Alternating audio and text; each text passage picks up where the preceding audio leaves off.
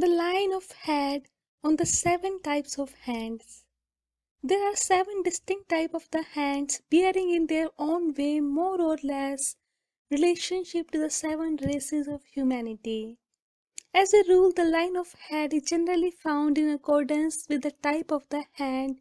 on which it is seen, namely lying straight or what is called level-headed on the square-looking or practical hand, or sloping, and thus indicating the more imaginative qualities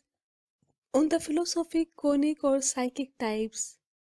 Consequently, it will be found on a hand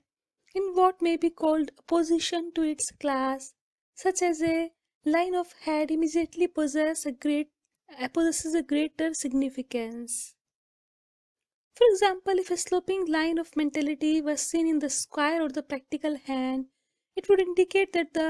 though the base of the man or the woman thoughts and plans are of the practical kind, yet they possessed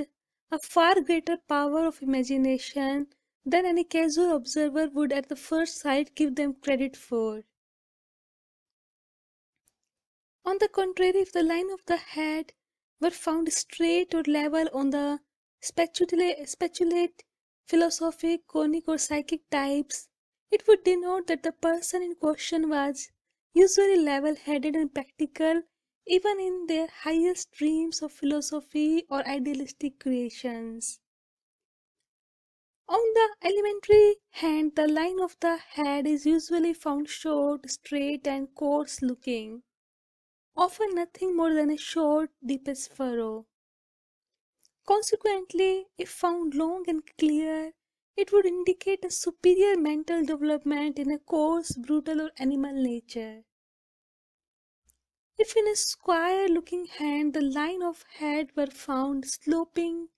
instead of long and straight, it would denote an unusual development of the artistic and imaginative qualities, but always with the practical and logical basis for its support. On the spatulate hand, the natural indication of the line of the head is long, clear and sloping.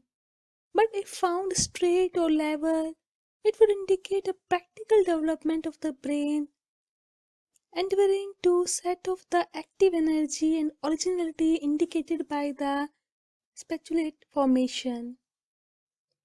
On the philosophic type, the hand of the thinker and philosopher,